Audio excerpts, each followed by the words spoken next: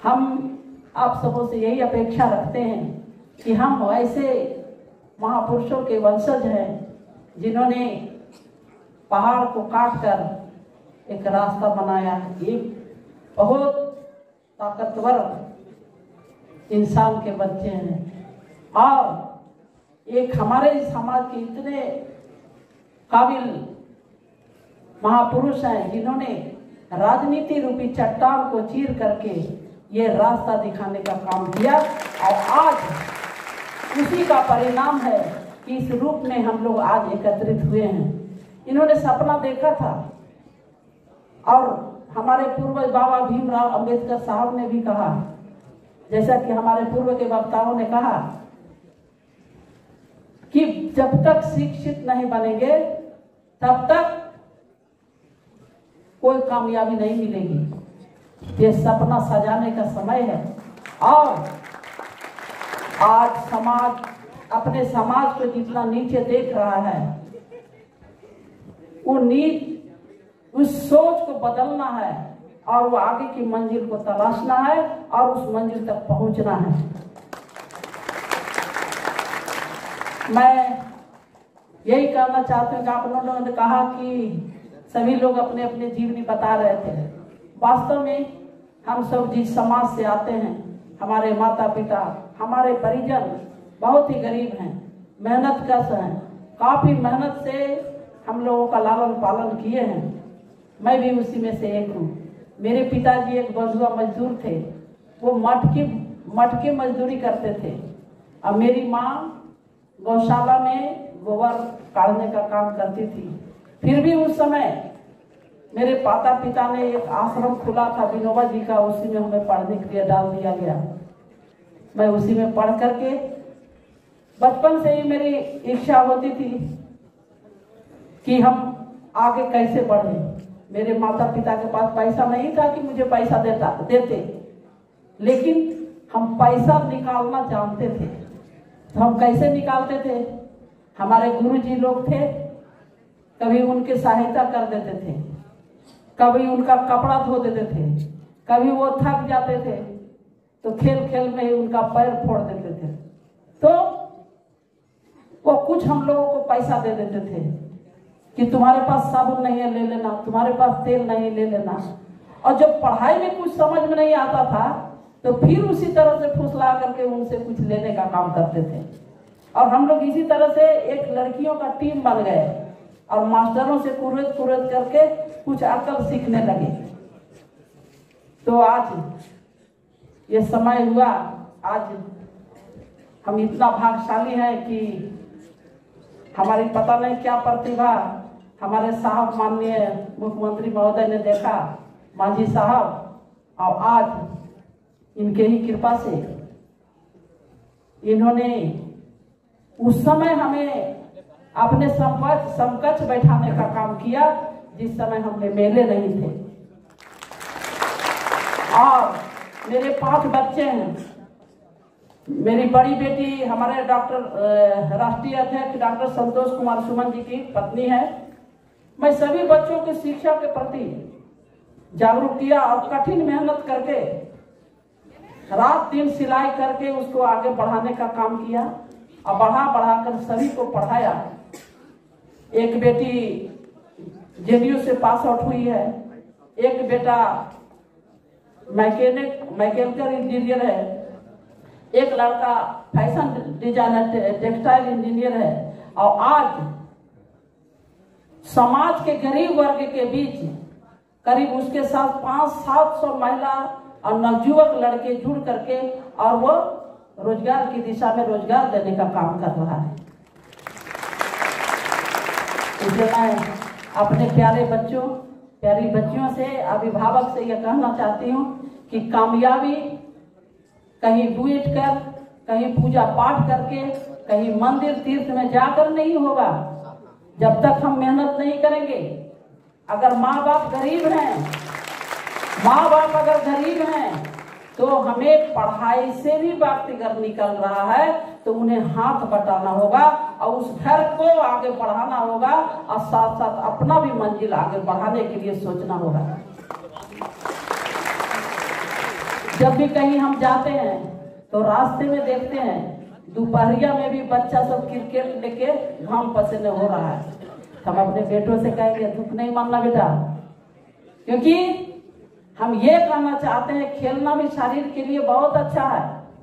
शारीरिक विकास के लिए खेल भी बहुत जरूरत है, लेकिन समय निर्धारण होना चाहिए। कितना घंटा, किस समय। कड़कड़ी धूप में आप क्रिकेट खेलेंगे तो बीमार पड़ेंगे ना, नहीं पड़ेंगे। अब वहां भी माँ बाप को दिक्कत होगी। इसलिए अपने बच्चों को कहेंगे खेलना है, उसके लिए समय निकालना है। अब पढ़ने के बाद जब भी घर आए तो जरूर सोचे कि आज मेरे माता पिता ने एक टाइम का खाना दिया है तो उसके लिए हमने घर का क्या किया, ये जरूर सोचेंगे। माँ बाप को मदद भी करना है और आगे भी बढ़ना है। इसलिए मैं आप सबों से यही कहना चाहती हूँ कि बाबा भीमराव अंबेडकर जी का सपना था, हमारे साहब का सपना है, हमारे पूर्वजों का सपना है कि हमारा समाज आगे बढ़े और एक सूत्र में बंध कर रहे।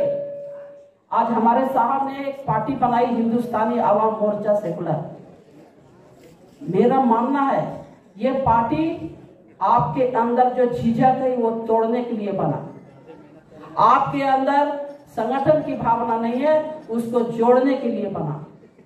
इसलिए जोड़ना है, संगठित रहना है। आज सवेरे 6 बजे में जो फोन आया ये गंगर से, तो कह रही है कि आज दीदी आज कौन मीटिंग है। हम बोले हमको नहीं पता है। तब हम नारायण अध्यक्ष जी को फोन लगाया कि कौन सा मीटिंग है, तो बोले कि हाँ हम लोग यहाँ मीटिंग रखे हैं। तो हम बोले कि पंपलेट में क्या हुआ थे। बोले कि ये लोग कह रहे हैं गांव वाले कि घर घर में पंपलेट बांट रहा है, सबको कहा गया है कि आना है बकरौर खुले मैदान में। हम कहे ठीक है, तू पंपलेट पढ़ के बता दो। तो आरती कुमारी है ना, वो हमको पूरा पंपलेट पढ़ के बता दी। हम बोले देखो अपने संगठन को हम लोग आगे जो बढ़ रहे हैं, किसी को अच्छा नहीं लग रहा है, ये सब तोड़ने की बात कर रहे हैं।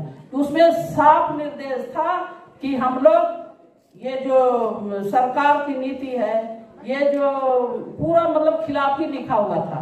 तो हम बोले कि देखो वहां जिनको जाना है जा सकते हैं, लेकिन हम लोगों का जागरूकता और बच्चों के शिक्षण से संबंधित कोई मीटिंग हो रही है उसमें कभी नहीं रुकना, और वहां सीधे यहाँ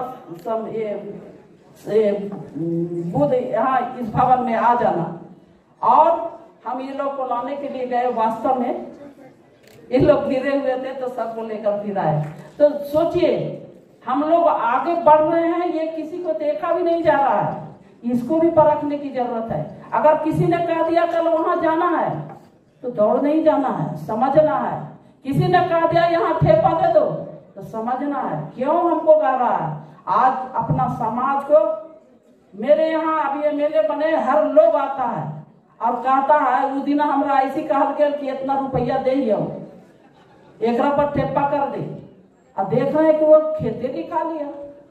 तो इसीलिए बेटा बच्चियों सभी से मेरा आग्रह है कि आज हम अपने समाज के लोगों को सब लोग ठगने का काम किया है और लूटने का काम किया है, और सब दिन यही सोच रहा कि मेरे पैर के नीचे नहीं रहे।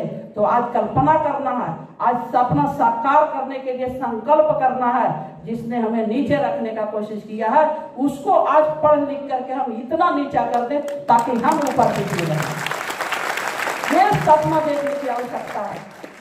इसलिए मैं ज्यादा कुछ नहीं कह, हमारे साहब का तबीयत भी खराब है और हम ज्यादा बोल गए इसलिए क्षमा चाहते हैं।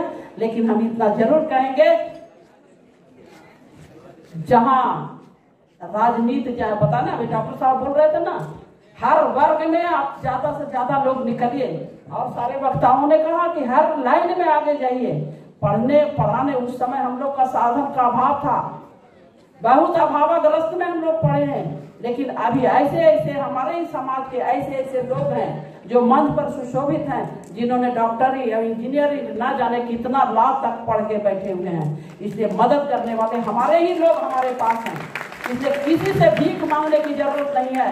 जब जरूरत पड़े सब तैयार रहेंगे, क्योंकि बाबा का सपना था जब आपकी पॉलिसी आपके कल्याण की बनती हो, जब उस मंदिर में राजनीति रूपी मंदिर में जहां मेरे लिए कोई योजना बनती हो, जब हम आप मिल करके वहां बैठ के योजना नहीं बनाएंगे तो दूसरा मेरे लिए ठगते रहेगा और वो मेरे लायक योजना नहीं बनाएगा। इसकी भी तैयारी करना है।